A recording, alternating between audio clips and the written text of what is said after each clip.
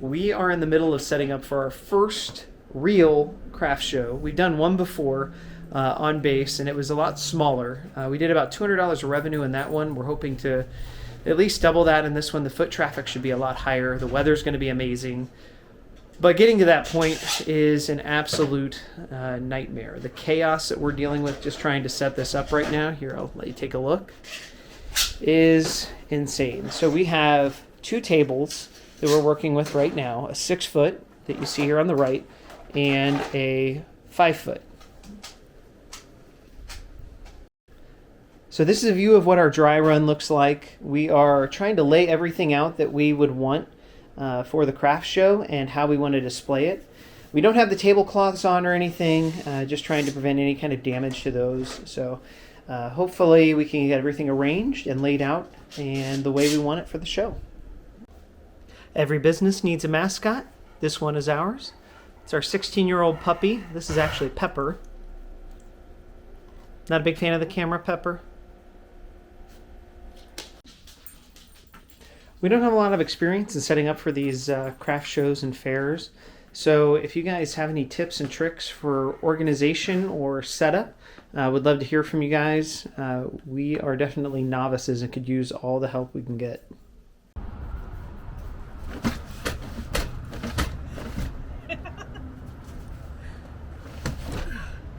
Guess I need to lift more weights. You want to put yours in first since it's the biggest?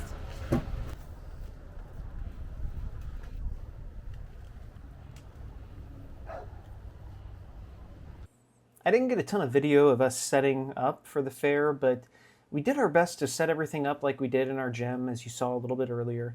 And overall, I think we did a decent job.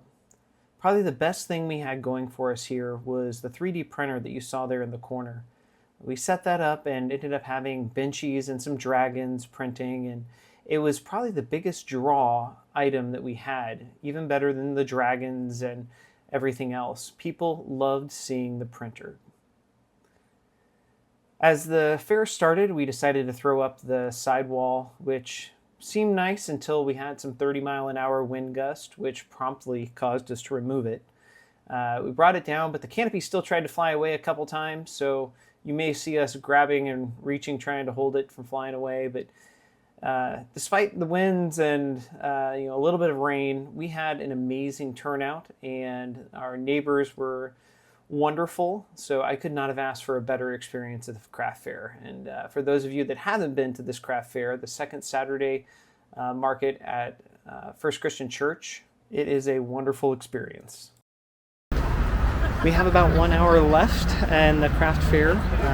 It's a 5-hour craft fair, and in the first 4 hours we've sold about 50 separate products, so not too bad. I don't really have a gross for our sales yet, but 50 products is a lot better than what we did at our last craft fair. So the biggest issue that we've had today is the wind. It was not forecasted to be super windy, so we only have 10 pounds of weight on each leg. Highly recommend that you do at least 40 pounds on each leg. It would make a big difference in keeping the tent stable. But other than that, outstanding day so far. Couldn't be happier. And that is a wrap on our second craft fair ever. It was definitely a blast, but we are ready to go home. I am absolutely exhausted. It was a long 5-hour craft fair and 2 hours of setup beforehand. Yeah. So it's a 7-hour day. I don't think we ended up with as much as we would have liked, but I think we came out okay. How'd we do? We had 186 in cash and 90 or 100 in credit card. Nice.